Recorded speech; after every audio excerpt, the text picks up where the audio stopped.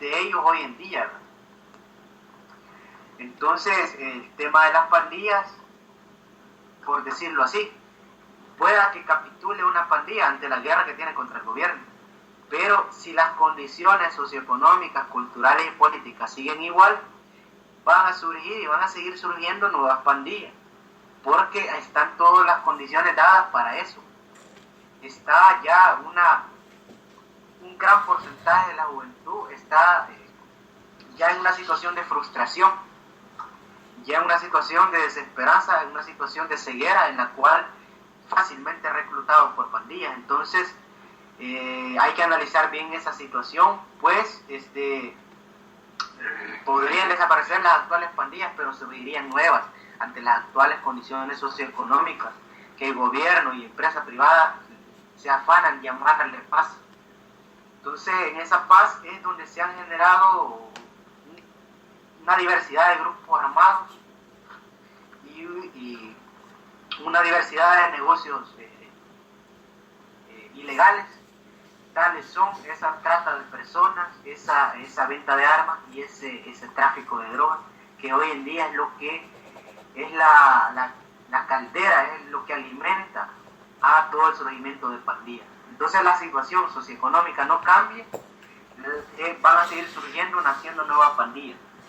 Esto de aquí a las siguientes décadas. Entonces, a nivel de las luchas políticas del pueblo en la actualidad, aquí la situación se está volviendo, se está poniendo, voy a recurrir a cómo está la situación en México, algo así se va a estar poniendo aquí la situación en El Salvador. En México ya la gente ha despertado en todas las regiones y una diversidad de localidades, la gente está en resistencia y lastimosamente por medio de la violencia, porque el Estado mexicano y la burguesía mexicana, los monopolios que están dominando ahí el ajedrez de la política mexicana, no han dejado de otra y la población ya se está defendiendo. Y esto viene ya hace varios años. Para el gran ejemplo de la región de Chiapas, allí hay una especie de paz con el gobierno, pero los zapatistas tienen las armas en las manos. Ese es otro tipo de acuerdo, ¿verdad? Entonces se marca un inicio de todo un proceso. Entonces algo parecido va a seguir pasando aquí en el resto de Centroamérica, porque los procesos históricos mexicanos siempre han influido con bastante grado en Centroamérica. Entonces ya se ve claro las tendencias por las cuales se está yendo la historia de América Latina. Y no resulta de eso de gran significación el hecho de que una pandilla quiera desarticular. Es que la cuestión es el problema socioeconómico, cultural, político, el cual va a ir forzando a que la población va a ir defendiéndose de una forma más efectiva. Cada vez más va pasando el tiempo, va a ir pasando el tiempo. Y entonces esa ceguera y esa inconsciencia no va a durar mucho. Y el pueblo se va a volver a reorganizar como heroicamente lo hizo y lo levantaron la FPL en los años 70. En esos tugurios, en esos barrios marginales, en esas comunidades repobladas, que lo que abundaba era la dispersión, la miseria, la violencia, la ignorancia. Entonces, si eso se levantó en tales condiciones, pues hoy en día nos sirve de legado y mucha gente es consciente de eso y ya la gente ha empezado a retomar ese legado histórico y empieza a organizarse en diferentes expresiones políticas y sociales y culturales. Amigos, vamos a agregar un poco para la historia y por qué en varias ocasiones le llamábamos nosotros a los acuerdos de paz la traición del Partido Comunista al pueblo salvadoreño y a los revolucionarios del mundo, por supuesto.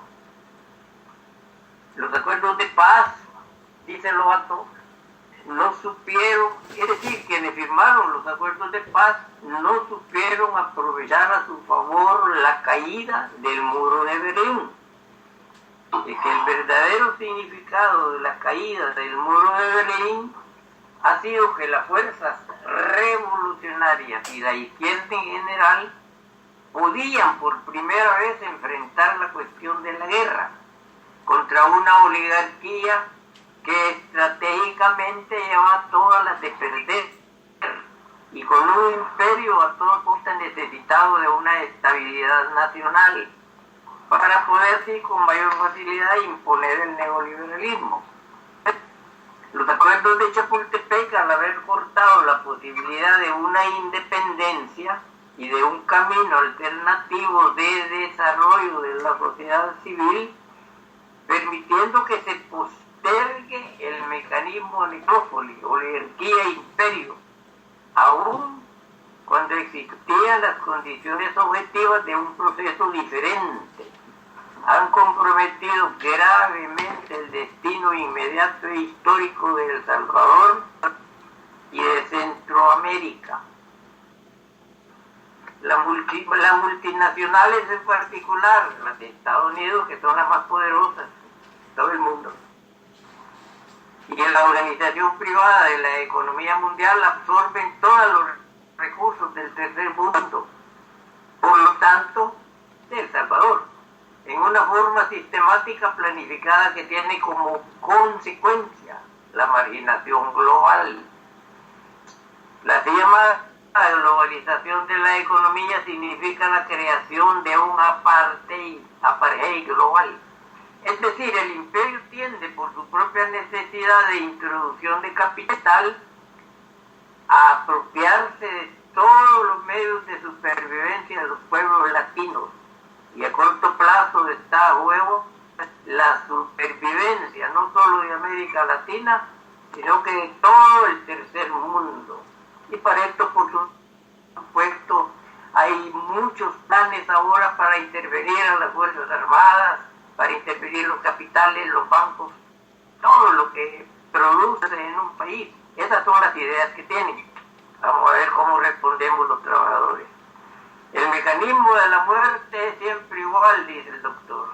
El NAFTA y los espejitos y cuentas de vidrio de la integración y el salvajismo, del neoliberalismo, están siendo cambiados por el oro, es decir, por los recursos económicos de los países. Y tenemos el ejemplo, lo hemos dicho aquí también muchas veces, el ejemplo de Brasil, cómo Brasil está entregando ya prácticamente hasta la selva.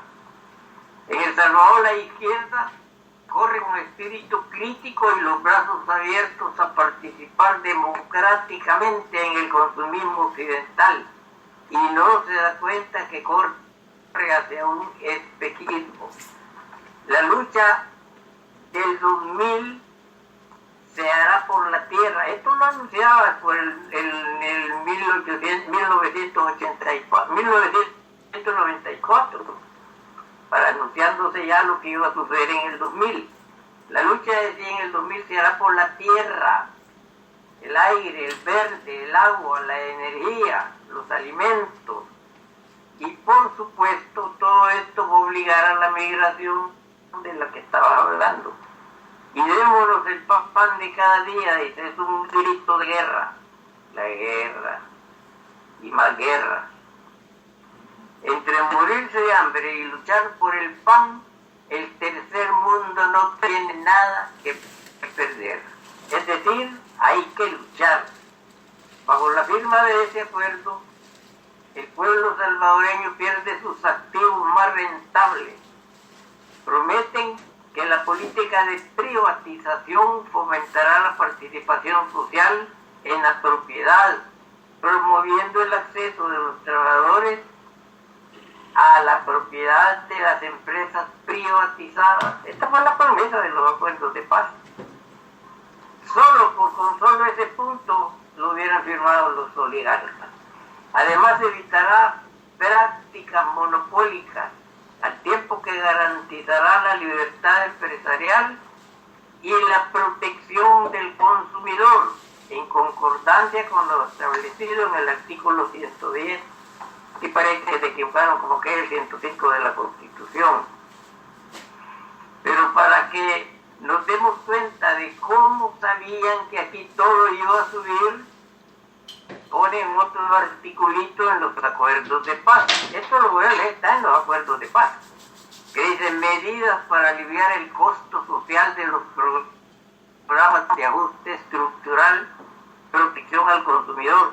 El gobierno de El Salvador se compromete, decía, a adoptar políticas y a crear mecanismos efectivos tendientes a defender a los consumidores de acuerdo al mandato de la parte final del inciso 2 del artículo 101 de la Constitución.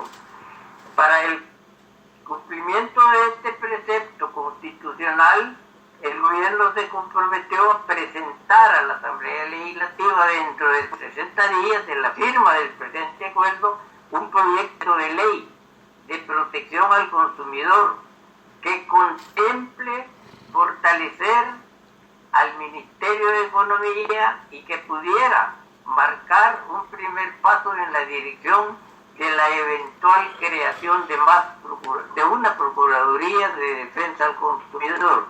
Eso está establecido ya aquí, pero ¿de qué sirve? Si aquí, por ejemplo, ¿quién no sabe que esa gran fábrica de café Listo está vendiendo químicos, que eso sí es dañino? Por eso mucha gente dice que el café es dañino. No, lo que está produciendo esa fábrica es lo dañino.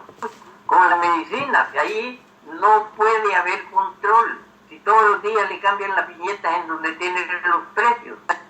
Yo he escuchado cuando un vendedor le pregunta al inspector ahí de esas empresas, mira, esta viñeta le cambiamos el precio, aumentándole ya o que quede el mismo.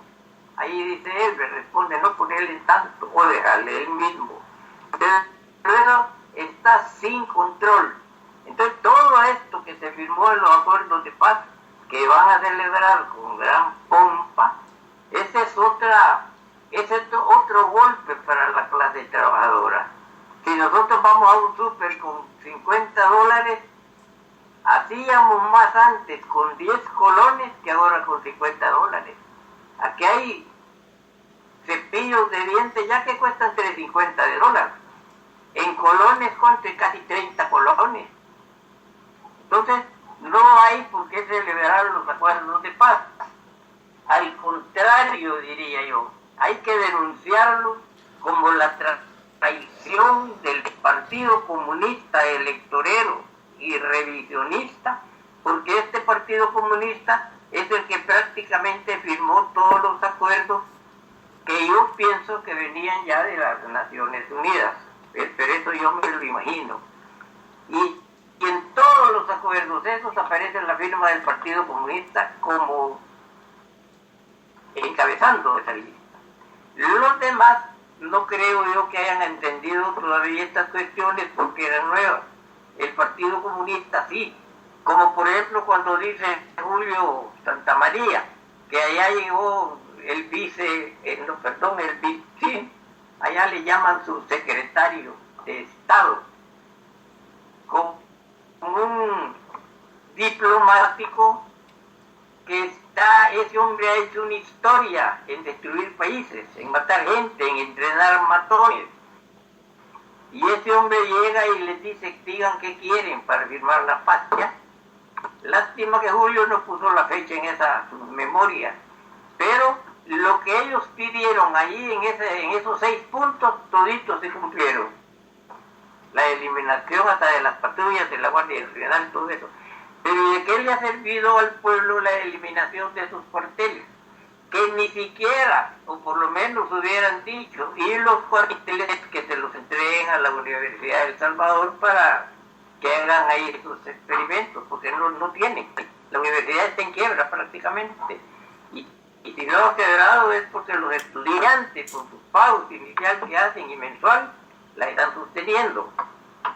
Entonces, todo lo que se hable de acuerdos de paz, y por eso decía yo al principio, la semana pasada, que cuando el pueblo se dé cuenta de lo que realmente contienen los acuerdos de paz, ya no va a creer, ya no van a ver como a los firmantes de los acuerdos de paz como firmantes de un hecho histórico que cambió la vida económica del país, sino que la empeoró